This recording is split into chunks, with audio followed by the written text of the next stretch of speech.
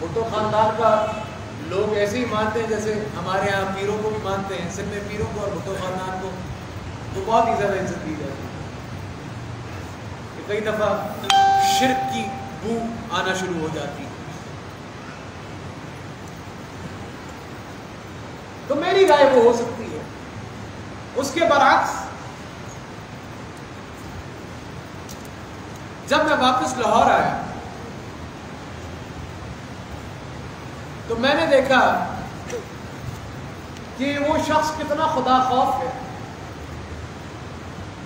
کہ میں حضرت کے ساتھ وہ حضرت کے ساتھ ملاقات تھی تو میں ساتھ موجود تھا، تو انہوں نے کہا کہ حضرت میرا ایک بیٹا تو ایسا ہے کہ وہ پہ نہیں سوتا، زمین پہ سوتا ہے کہ کہیں خدا خوفی کے مارے، اور پھر اپنے معمولات کا حضرت سے تذکرہ کیا تو میں دیکھ رہا تھا اور پھر کچھ چیزوں کا تجزیہ کیا تو مجھے اندازہ ہوا کہ رائے انسان کی انفارمیشن پہ ہوتی ہے۔ اس کا یہ مطلب نہیں کہ میں پہلے غلط ہوں گا، یا اس کا یہ مطلب نہیں کہ میں بعد میں غلط ہوں گا۔ تو جس طرح اکابرین نے شروع کے اندر ایک بڑے طبقے کی رائے یہ تھی کہ ہندوستان کو خود مختار صوبوں کی یونائٹڈ اسٹیٹس آف انڈیا بنا دیا جائے، اور جہاں پر مسلمانوں کی اکثریت ہے وہاں پہ مسلمانوں کا نظام رہے، جہاں پر ہندوؤں کی اکثریت ہے وہاں پہ ہندوؤں کا نظام رہے۔ ایک طبقے کی رائے یہ تھی۔ ایک طبقے کی رائے یہ تھی کہ ہم الگ خطہ لیں، ایک طبقے کی رائے یہ تھی کہ ہم الگ خطہ لیں۔ اللہ اکبر۔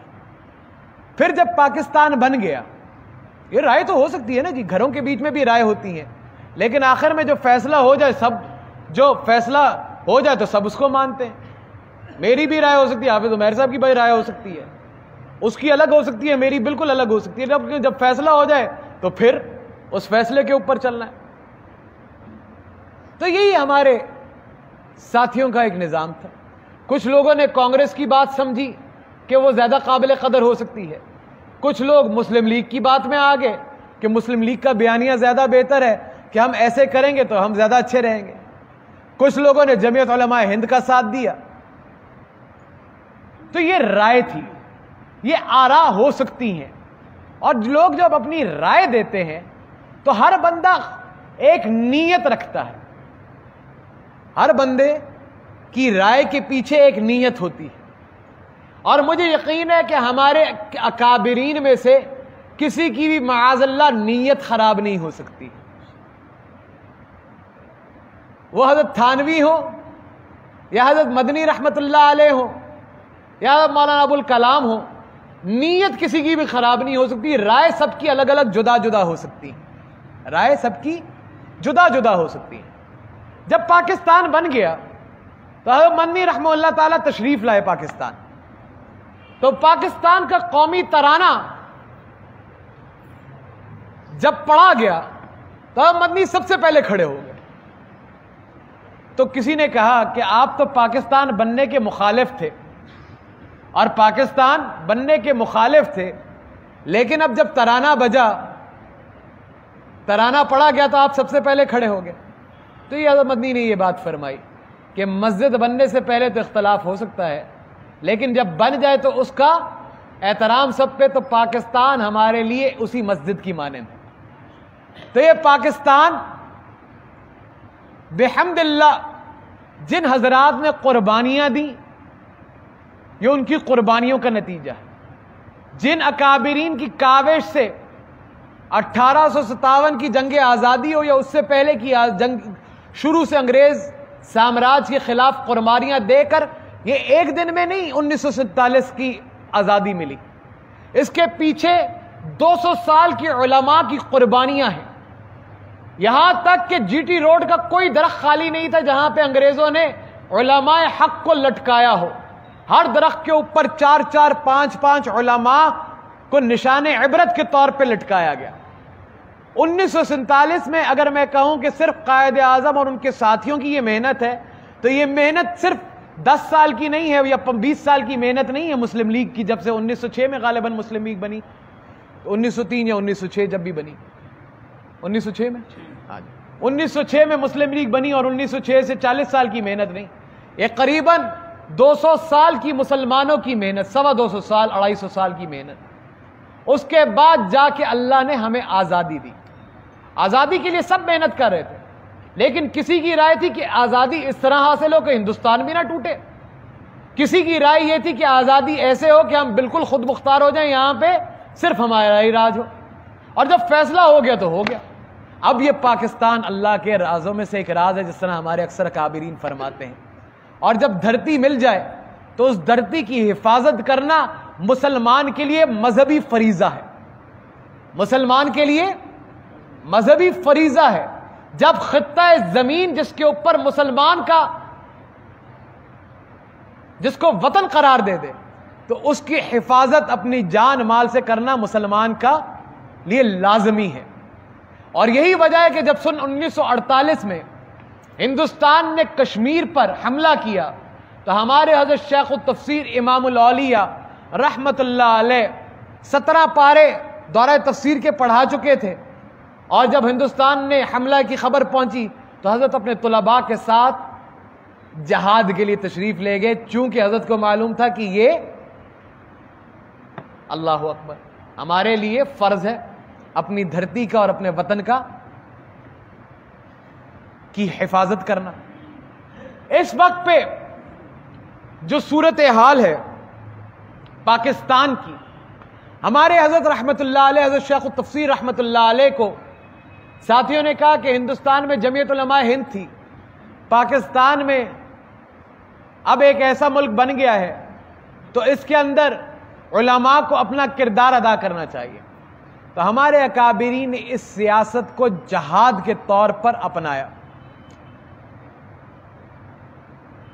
اور پھر جو آئین پاکستان بنا، جو آئین پاکستان بنا، اس پہ سب سے پہلے جو ایک نعرہ تھا پاکستان کا مطلب کیا، لا الہ الا اللہ۔ جو لوگ اس زمانے میں اس نعرے کی حقیقت کے پیچھے چلے انہوں نے تو قربانیاں دی، لیکن کچھ لوگوں نے اس نعرے کو استعمال بھی کیا۔ جب پاکستان بن گیا تو انہوں نے کہا کہ یہاں پہ کون سا اسلام نافذ کریں گے، شیعہ کا اسلام نافذ کریں گے، سنی کا اسلام نافذ کریں گے، یا اہل حدیث کا اسلام نافذ کریں گے۔ انہوں نے کہا کہ ہم ان کو فرقہ واریت میں الجھا دیتے ہیں تاکہ یہاں پہ کوئی اسلام نافذ ہی نہ ہو اور یہ ایک سیکولر ریاست بن جائے۔ تو ہمارے حضرت شیخ التفسیر رحمت اللہ علیہ نے تمام مکاتب فکر کے علماء کو اکٹھا کیا، اور کراچی میں حضرت کے بہت ہی قریب مرید یہ حضرت محمد میاں سمرو صاحب جو ہمارے پہلے سینٹ کے چیئرمین بھی رہے، ان کے والد، ان کے گھر کے اوپر حضرت تمام مکاتب فکر کے علماء کو اکٹھا کیا، اور حضرت رحمت اللہ علیہ نے اس وقت پر 22 نکات جو تمام مکاتب فکر میں مشترکہ ہیں، جن کے اوپر تمام مکاتب فکر کے لوگوں نے اس وقت دستخط کیے، وہ 22 نکات پیش کیے جو کہ ہمارے موجودہ 1973 کے آئین کے اندر موجود ہیں، آئین کا حصہ ہیں۔ اب وہ مقصد بھی ختم ہو گیا کہ کون سا اسلام نافذ کریں گے، اب وہ نکات بھی موجود ہیں، سب کچھ موجود ہے۔ تو میں عرض یہ کر رہا ہوں کہ ہمارے اکابرین نے جب دفاع کی ضرورت پڑی تو اپنے طلباء کے ساتھ اپنی جانیں لے کر وہاں پر بارڈر پہ پہنچ گئے۔ جب ملک میں انتشار پھیلنے کی وجہ آئی، کوئی ایسی پیدا ہوئی، تو وہاں پر ایسا بھی تو ہو سکتا تھا وہ مسجد میں ذکر کرتے کہ میرے جمعے کا ٹائم ہے، میں جمعہ پڑھانا ہوتا ہے، جس طرح ہم کہہ دیتے ہیں، ہمیں سیاست سے کوئی لینا دینا نہیں ہے، ان کا کام ہے۔ لیکن چونکہ وہ سمجھتے تھے کہ یہ زمین کی ریاست کی ذمہ داری ہر مسلمان کے لیے لازمی ہے، اور ہر انسان کو جو اللہ نے اس کو استطاعت دی ہے اس کے مطابق اگر وہ کام نہ کرے تو جواب دہ ہوگا، اسی لیے ان حضرات نے اپنا رول پلے کیا۔ میرے دادا جان حضرت رحمت اللہ علیہ اور شیخ التفسیر رحمت اللہ علیہ کو اللہ نے کیا مقام دیا؟ بہت کم ایسے لوگ ہیں جن کا مقام ظاہر بھی ہوا ان کے ہوتے ہوئے.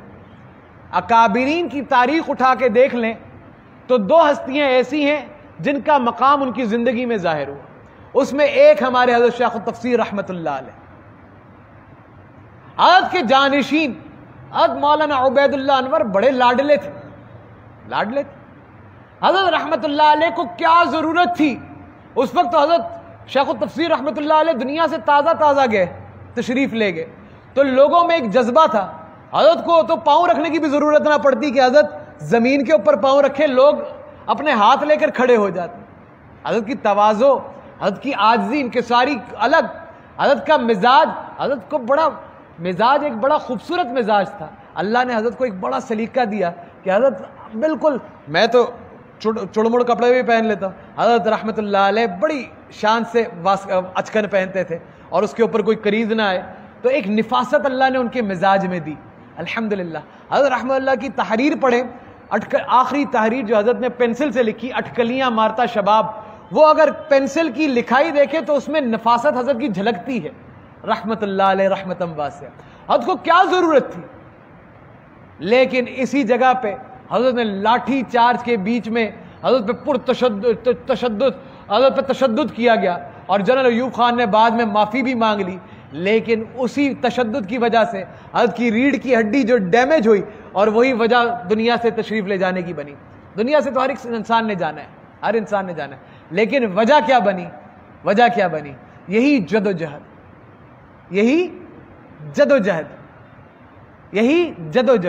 یہی فریضہ، مذہبی فریضہ. آج کے نادان لوگ یہ کہتے ہیں کہ مسجد میں سیاست نہیں ہونی چاہیے، اور آج کے نادان یہ لوگ یہ کہتے ہیں کہ سیاست دانوں کا کام ہے اور غلیظ کام ہے، اس میں ہمیں نہیں پڑھنا چاہیے. جب میں اور آپ اپنی جگہ چھوڑتے ہیں تو پر کرنے والا کوئی نہ کوئی آ جاتا ہے، اچھا ہے یا برا ہے. اس وقت پہ یہ جو سارے حالات میں نے ماضی کے بتائے، یہ صرف اس لیے بتائے کہ اس وقت پہ ہماری قوم کو 2 حصوں میں تقسیم کر دیا گیا. اگر میں کہوں، میں ایک مثال دے رہا ہوں، تقسیم اس قدر شدید ہو گئی ہے کہ کچھ عرصہ پہلے کچھ کام جناب عمران خان صاحب نے بہت اچھے کیے، جس کے بیچ میں سیرت النبی صلی اللہ علیہ وسلم کو ہر سکول میں لازمی قرار دے دیا. ہر سکول میں، وہ انگلش میڈیم سکول ہو، اردو میڈیم سکول ہو، لازمی قرار دے دیا.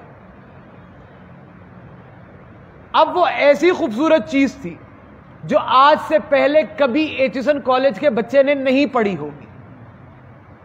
آج سے پہلے بیکن ہاؤس کے بچوں نے وہ نہیں پڑھا ہوگا. کل رات کو میں اپنی بیٹی کو، وہ میرے پاس لے کر آ گئی سورہ انبیاء، وہی کتاب میں نے پہلی دفعہ دیکھی. ہمارے ملک کے بیچ میں ایک رائے عام ہو گئی کہ میں پی ٹی آئی کا بندہ ہوں. یہ جو رائے ہے اس انداز کی، اس نے قوم کو تقسیم کر دی. غلط اور صحیح کی کوئی جماعت نہیں، غلط اور صحیح کی کوئی جماعت نہیں. فرمایا کنتم خیر امت اخرجت للناس، امتوں میں سے بہترین ہو، تمہیں نکالا گیا کیونکہ تم حق کو حق کہتے اور ظلم کے خلاف آواز بلند. لیکن افسوس کا مقام یہ ہو گیا کہ اگر میاں نواز شریف صاحب کوئی اچھی بات کرے، اگر کوئی اس کی تعریف کرے اور تائید کرے تو وہ ان کی پارٹی کا تصور کیا جاتا ہے. اگر میاں یہ عمران خان صاحب کوئی اچھی بات کرے، کوئی ان کی تعریف کرے، تو ہمارے ہاں آٹومیٹکلی میاں نواز شریف صاحب کے خلاف اور عمران خان کے حق میں بات سمجھی جاتی ہے. یہ ایسی خطرناک کہانی ہے جس نے ہماری قوم کو آج اس ناج پہ پہنچا دیا کہ ہم معاذ اللہ، آپ دیکھتے ہیں سری لنکا میں کیا عالم ہوا ہے ان کے، کہ ہم اگر کسی کی سیاست میں اس کے ساتھ ہیں تو اس کی غلط بات کو بھی صحیح کہیں گے، اور اس کی مخالفت کو دشمنی قرار دے دیں گے. تو یہ ڈویژن جو اب ہم میں پیدا ہو گئی ہے، معاذ اللہ اس نے اس قوم کو اس نتیجے پہ پہنچا. یہی ڈویژن 71 میں بھی پیدا ہوئی تھی، جس کے بعد بھٹو صاحب نے اور شیخ مجیب نے ادھر تم ادھر ہم کا نعرہ لگا دیا اور ملک دو لخت ہو گیا. اب تو دو لخت ہونے کے لیے بچا بھی کچھ نہیں، اب تو دو لخت ہونے کے لیے بچا بھی کچھ نہیں. تو میں نے عرض یہ کر رہا ہوں آج کی جمعرات کے اس موقع کے اوپر کہ ملک کی حفاظت اور ملک کے استحکام کے لیے کردار ادا کرنا یہ ہمارا مذہبی فریضہ ہے. اگر یہ مذہبی فریضہ نہ ہوتا تو حضرت امام الہدا رحمت اللہ علیہ کبھی بھی لاٹھی چارج برداشت نہ کرتے. کبھی بھی ان کے ساتھی ان کے اوپر اس انداز میں، جو خالی لاٹھی چارج حضرت کے اوپر تو نہیں ہوا تھا، حضرت کے ساتھ جو ساتھی تھے جنہوں نے اپنی کمریں اوپر رکھ دی ان کے اوپر بھی ہوا. اگر یہ مذہبی فریضہ نہ ہوتا، اگر شیخ التفسیر رحمت اللہ علیہ کہتے کہ میں تو تفسیر لکھ رہا ہوں، میں تو رات کے وقت میرا اتنے لاکھ کلمے کا معمول ہے، اتنے لاکھ میں درود شریف پڑھتا ہوں، اتنا قرآن مجید میں مکمل کرتا ہوں، رات میرے نوافل کے ہیں. اگر یہ مذہبی فریضہ نہ ہوتا تو حضرت شیخ التفسیر رحمت اللہ علیہ اپنے شاگردوں کے ساتھ کشمیر کی سرحد پہ نہ جاتے.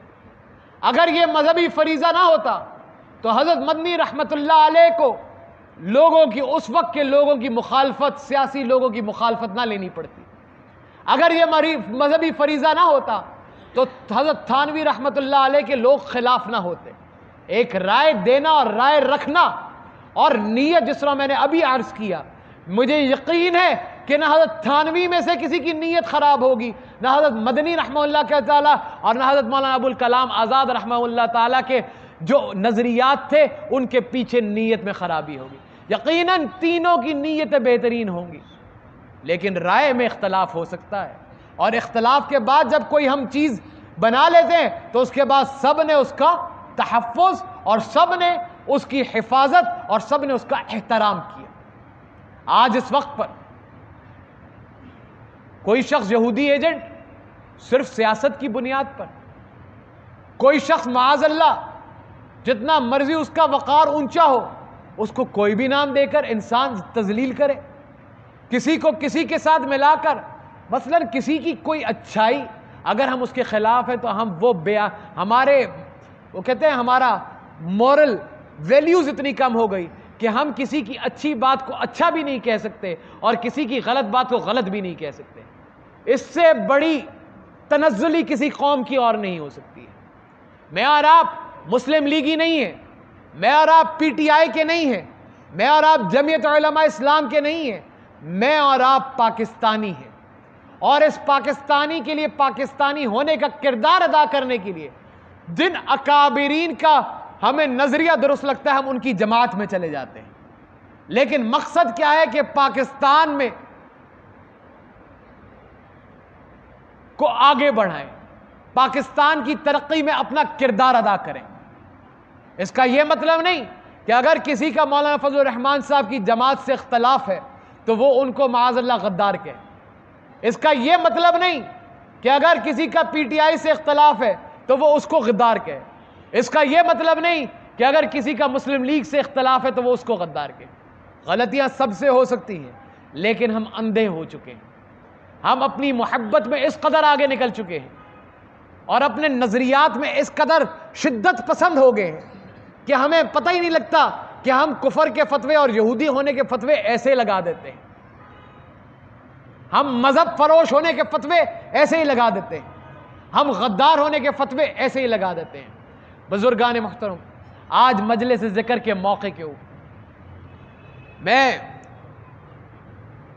اپنا فرض سمجھتے ہوئے یہ بیان اس لیے کر رہا ہوں کہ خدا کا واسطہ ہے، یہ پاکستان اللہ نے ہمیں انعام میں دیا ہے. اس پاکستان کی ہر فرنٹ کے اوپر حفاظت ہماری مذہبی ذمہ داری ہے. یہ مذہبی ذمہ داری ہے کیونکہ جو وطن اللہ جو دھرتی دیتے ہیں، جس کو اللہ وطن بناتے ہیں، اس کی حفاظت دینی فریضہ ہے، اس کی حفاظت دینی فریضہ ہے۔ اس وقت پر بجائے اس کے لیکن حق کا ساتھ دینا بہت ضروری ہے، لیکن یہ نہیں کہ جو آپ کے نظریے سے مطابقت نہ رکھتا ہو آپ اس کو غلط کہیں، یا آپ اس کے خلاف ہو جائیں۔ آپ اپنی جد و جہد کریں، آپ اپنا کردار ادا کریں، اور جو وقت جس کے فیصلے کو آگے لے کر چلے اس کے فیصلے کو قوم مانے، اور جب اگر وہ نہ کر سکے تو جب وقت آئے تو دوسرے کی رائے کو کہ ہم نے اس کو تو اپنا کر دیکھ لیا، یہ ہمیں آگے نہیں لے کے جا سکا، ہم کسی اور کو اپنا لیں۔ یہی جمہوریت کا حسن بھی ہے اور یہی کرنے کی بات بھی ہے۔ لیکن اس وقت پہ عدم برداشت ایسی کہ ایک دوسرے کو یہودی ایجنٹ کہے، باوجود اس کے کہ اس کو معلوم ہو کہ کسی کو مسلمان کو کافر کہنا کتنی بڑی غلطی ہے، اور دوسرا اپنی سیاست کی خاطر کسی کو دین فروش کہہ دے۔ دونوں کو کوئی ایک ٹھیک نہیں ہو سکتا یا کوئی دونوں غلط نہیں ہو سکتے، لیکن ہم اتنا نیچے آ گئے کہ ہم شخصیات کے پیچھے کسی کی صحیح بات۔ اب میں نے کہا یہ بہت بڑا کام تھا یہ جو ہوا، اور ہر کتاب کے بیچ میں خاتم الانبیاء جہاں پہ سیدنا جناب نبی اکرم صلی اللہ علیہ وسلم کا نام آیا وہاں پہ انہوں نے کہا خاتم الانبیاء لکھ۔ میں خود ملا تو خان صاحب نے مجھے یہ کہا کہ مجھے سمجھ نہیں آتی، جب قرآن مجید میں خاتم الانبیاء لکھا ہے، اتوار کے روز میری ملاقات ہوئی تو کیا ضرورت ہے، لیکن چونکہ لوگ ایسے دائیں بائیں کی باتیں کر رہے ہیں تو اسی لیے میں نے ان کو کہا کہ خاتم الانبیاء لکھ۔ اب کوئی شخص یہ کہہ دے کہ یہ نہیں ہے، سنی سنائی بات آگے پہنچا کر یہودی ہے، تو کہنے کا مقصد یہ ہے کہ ہم ایسے نالائق ہو چکے ہیں کہ ہم حق کو حق بھی نہیں کہتے اور غلط کو غلط بھی نہیں کہتے۔ جس کی جو اچھی بات ہے اس کو اس کا کریڈٹ دینا چاہیے، جس کی جو غلط بات ہے اس کو وہیں پہ روکنا چاہیے۔ یہی جناب نبی اکرم صلی اللہ علیہ وسلم کی تعلیمات ہیں۔ جب فرمایا آپ صلی اللہ علیہ وسلم نے کہ ظالم اور مظلوم کا ساتھ دو، تو صحابہ نے کہا مظلوم کا تو ہم ساتھ دے سکتے ہیں، ظالم کا ساتھ کیسے دیں؟ تو جناب نبی اکرم صلی اللہ علیہ وسلم نے کیا فرمایا؟ ظالم کو اس کے ظلم سے روک کر اس کا ساتھ دو۔ یہی دینی تعلیمات ہیں۔ ہم نے دین کو اپنی دنیا سے الگ کر دیا ہے، ہم نے دین کو اپنی برادری کے اندر اور صرف مذہب تک محدود کر دیا اور دنیا کو اپنی برادری کی رسومات تک۔ ایسا ہی ہے، تو دیکھ لو باہر کیف۔ اب میرے حضرت دامت برکاتہم العالیہ، اب حضرت دامت برکاتہم العالیہ کی زندگی کا سفر، سیاسی زندگی کا سفر حضرت مفتی محمود صاحب رحمۃ اللہ علیہ اور حضرت امام الہدیٰ رحمۃ اللہ علیہ، حضرت درخواستی رحمۃ اللہ علیہ کے ساتھ ہوا۔ حضرت نے ان حضرات سے سیکھا اور حضرت کی ایک اپنی رائے ہے، اور وہ رائے بڑی قیمتی رائے ہے۔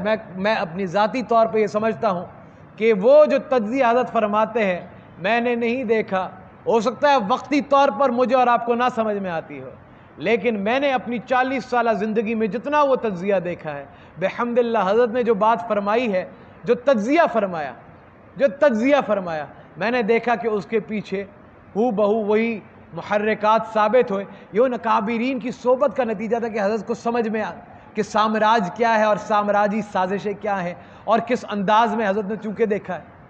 اب جب حضرت دامت برکاتہم العالیہ اپنی رائے کا اظہار کرتے ہیں تو میں نے دیکھا کچھ ایسے لوگ جو مولانا فضل الرحمان صاحب کے دیوانے ہیں، وہ ہمارے حضرت دامت برکاتہم العالیہ کی شان میں ایسی گستاخیاں کرتے ہیں۔ بھائی رائے ہے اور یہی حسن ہے رائے کا، اور میں نے نہیں دیکھا کبھی حضرت کی بڑی قریبی دوستی ہے مولانا فضل الرحمان صاحب سے، لیکن رائے جدا ہو سکتی ہے۔ آج صبح میری رائے فرق تھی، میرے بھائی کی رائے فرق تھی، کوئی معاملہ ہوا، حضرت نے ہم دونوں کو کہا بیٹھ کے آپس میں مشورہ کرو، میری رائے فرق تھی، اس کی رائے فرق تھی۔ اب یہ تو نہیں ہو سکتا کہ میں اپنی رائے کا اظہار کروں تو اس کے بچے آ جائیں کہ میرے باپ کے خلاف تم نے بات کر دی۔ رائے ہے، رائے کا احترام، ہمارے لوگ بھی جذباتی ہو جاتے ہیں، وہ بھی آگے سے ان کو اسی جواب میں. ہمارے حضرت نے آج تک کبھی کسی کی شان میں گستاخی نہیں. اگر کسی نے بدتمیزی کی تو حضرت نے اس کا جواب دیا. رائے کا احترام ہو سکتا ہے. اب یہ میں کو میری بچی کہنا شروع کر دے, بچے کہنا شروع کر دیں کہ میں چاچو کے خلاف ہوں, انہوں نے میرے باپ کی رائے نہیں سنی. میری رائے الگ ہے, اس کی رائے الگ ہو سکتی ہے.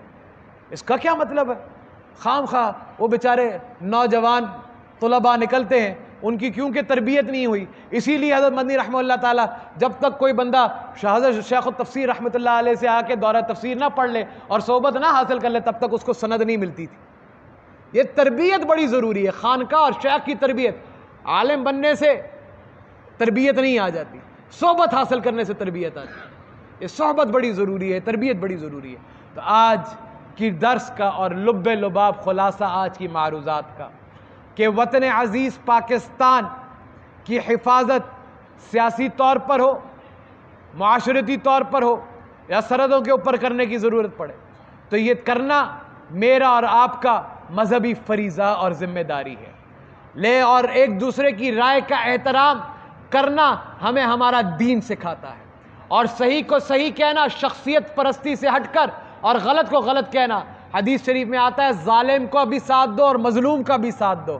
جب صحابہ نے عرض کیا ظالم کا کیسے, مظلوم کا تو دے دے, ظالم کا کیسے؟ اس کے ظلم کو روک کر, اس کو بتا کر کہ تم ظلم کر رہے ہو, غلط ہے. اللہ اکبر کبیرہ, اللہ اکبر کبیرہ. تو میرے دوستو, یہ پاکستان آج جب ہم دیکھتے ہیں سن 2022 کے بیچ میں, تو یہ پاکستان ہمیں اندازہ ہوتا ہے کہ گجرات میں اور ہندوستان میں جو مسلمانوں کے ساتھ اس رمضان بھی ہوا, ہمیں اندازہ ہوتا ہے فلسطین کے اندر کل بھی بیچاری ایک صحافی جو کہ جیسا مرضی وہ ہو, لیکن وہ اسرائیلی فوجیوں کا ظلم بتا رہی تھی, کل بھی اس کو مار دیا گیا. اور رمضان شریف میں پتہ نہیں کتنے تراویح کے موقع پہ کتنے پرتشدد واقعات ہوئے, کئی دفعہ ہوئے رمضان شریف میں. بہت سارے مسلمان ملک گزشتہ 20 سال میں, افغانستان کی جنگ سے شروع ہوئی, عراق کی جنگ, بہت سارے مسلمان ممالک ختم ہوئے. وہ ممالک جہاں پر پیسوں کی کسی کو کوئی کمی نہیں تھی. لیبیا کے اندر تو شادی کرتا تھا کوئی انسان تو اس کو حکومت کی طرف سے گھر ملتا تھا کہ یہ اپنی زندگی الگ شروع کرے گا, ماں باپ کے اوپر نہیں رہے گا. وہ ملک بھی ختم ہوا, وہ ملک بھی ختم ہوا. بہت سارے اسلامی ممالک ختم ہوئے, اور ان کے اندر یہی ماڈل اپنایا گیا جو اس وقت ہمارے ملک کے اندر ہے. وہ ماڈل یہی تھا کہ فوج کو عوام سے بدظن کر دو, اور یہی ماڈل یہاں پہ بھی اپنایا گیا. ان سامراج کے پاس ایک چیز نہیں ہوتی ہے, ان کو پتا ہے کس مورے کو, دوسرے مورے کو بھی نہیں پتا ہوتا کہ وہ کیسے استعمال ہو رہا ہے. اس کو نہیں پتا ہوگا کہ یہ بھی ان کے لیے کام کر رہا ہے, یہ بھی ان کے لیے کام کر رہا ہے. لیکن میں عرض کروں, یہی ماڈل استعمال سارے ممالک کو, جتنے مسلمان ممالک سن 2000 سے ختم ہوئے ہیں, جتنے مسلمان ممالک ختم ہوئے ہیں, وہ عراق ہو, وہ لیبیا ہو, وہ سیریا ہو, اس میں سے صرف 2 ممالک رہے جو ان کی سازشوں کا شکار نہیں ہوئے. اور دونوں کس لیے رہے کہ دونوں کے اندر مذہبی لوگ اقتدار میں تھے. بے شک فرقہ اور فقہ فرق ہوتی ہو. ایک ایران کب سے ان کی دھمکیاں برداشت کر رہا ہے, لیکن چونکہ مذہبی لوگ اوپر رہنما تھے, وہ سمجھتے تھے, آج تک وہ ان کی سازشوں کا شکار نہیں ہوئے. اور ایک افغانستان جنہوں نے جہاد کیا, وہ بھی آرام سے سرنڈر کر سکتے تھے لیکن آج اللہ نے ان کو عزت دی. جو اس کا شکار ہوئے وہ ہوئے جہاں پہ فوجی اور عوام آپس میں ایک دوسرے کے خلاف ہو گئے, اور وہ ملک ایسے تباہ ہوئے کہ آج تک ان کا کوئی پرسان حال نہیں ہے. آج امریکہ جتنی مرضی انویسٹمنٹ کر لے, آج وہاں پہ جو مرضی کر لے, لیکن لیبیا آج وہ لیبیا ہو نہیں سکتا ہے. عراق آج وہ عراق ہو نہیں سکتا ہے. سیریا آج وہ سیریا ہو نہیں سکتا ہے. تو پاکستان کو ان حالات پہ جن پہ پہنچا دیا گیا، اس وقت کی ضرورت یہ ہے کہ یہ افواج پاکستان ہماری فوج ہے۔ غلط اور صحیح ہر جگہ پہ ہو سکتے ہیں، پیروں میں بھی ہوتے ہیں، مولویوں میں بھی ہو سکتے ہیں، سیاستدانوں میں بھی ہو سکتا ہے۔ میں یہ کہوں میرے اندر نہیں ہو سکتا۔ دیکھو نا، جو شخص انسان کو کہے کہ آ کے مجھے سجدہ کر لو، وہ جیسا مرضی کیوں نہ سونے چاندی کا پیر گدی پہ بیٹھا ہو، وہ پیر تو نہیں ہو سکتا، غلطی ہوگا نا۔ جو کسی کی غلطی کو نہ روکے اور اصلاح نہ کرے تو وہ اپنے فرض سے غلطی کر رہا ہوگا، کیونکہ العلماء ورثۃ الانبیاء، تو یہ تو اس کا فرض ہے۔ تو غلط اور صحیح ہر جگہ پہ ہو سکتے ہیں، لیکن اداروں کے خلاف ہو جانا، عدلیہ میں بھی غلط ہو سکتے ہیں، اس میں صحیح بھی ہوں گے جن کی وجہ سے لوگوں کو انصاف بھی ملتا ہوگا۔ اکثریت جیسی مرضی ہو، تو میں عرض یہ کروں، نہ سیاسی بنیاد پر لوگوں کو غلط کہیے، یہ آج کی تعلیم کا حصہ ہے اور خلاصہ ہے آج کی معروضات کا۔ وہ لوگ جو سیاسی بنیاد پہ دین کو استعمال کریں، وہ لوگ جو سیاسی بنیاد پہ لوگوں کو لسانیت کے اوپر لڑائیں، وہ غلطی پر ہیں، ان کی اصلاح ہمارے ذمے ہے۔ لیکن خدا کا واسطہ ہے، اپنے جذبات کو اور اپنے احساسات کو اور اپنی رائے کو، آراء کو کبھی اس مقام پہ نہ پہنچائیے کہ آپ ایک دوسرے کے خلاف ہو جائیں۔ اپنی رائے کو، جس کو آپ رائے صحیح سمجھتے ہیں، اس کا کام کیجئے، لیکن اپنا کردار ادا کیجئے۔ اور کردار اگر ادا نہیں کریں گے تو پھر وقت گزر جاتا ہے۔ اللہ پاک مجھے اور آپ کو اور ہم سب کو من حیث القوم ہوش کے اور عقل کے ناخن لینے کی توفیق نصیب فرمائے۔ یہ عمران خان ہو، یہ نواز شریف ہو، یہ زرداری صاحب ہوں یا کوئی بھی ہو، ان سے ہم نہیں ہیں، یہ ہم میں سے ہیں۔ ہم ٹھیک ہوں گے تو کل کو اللہ ہم میں سے اور لے آئے گا جو بہترین ہوں۔ ان سے ہم نہیں ہیں۔ ہم اگر 26-27 کروڑ لوگ ٹھیک ہو جائیں تو ہم میں سے ہی کوئی لوگ ایسے آ جائیں گے جو اس قوم کو سیدھے رستے پہ لے کے چلیں گے۔ تو اللہ پاک آپس میں ہمیں ایک اور نیک بنائے۔ اللہ پاک ایک دوسرے پر شفقت کرنے والا بنائے، بڑوں کے ادب کی توفیق نصیب فرمائے، اور جتنے اکابرین ہمارے حیات ہیں اللہ سب کے ادب کی قدر کی توفیق نصیب فرمائے اور خدمت کر کے جنت کمانے والا بنائے، اور اللہ ہمیں اپنے بڑوں کی بے قدری سے، اللہ ان کی گستاخی سے محفوظ فرمائے۔ وآخر دعوانا ان الحمد للہ رب العالمین۔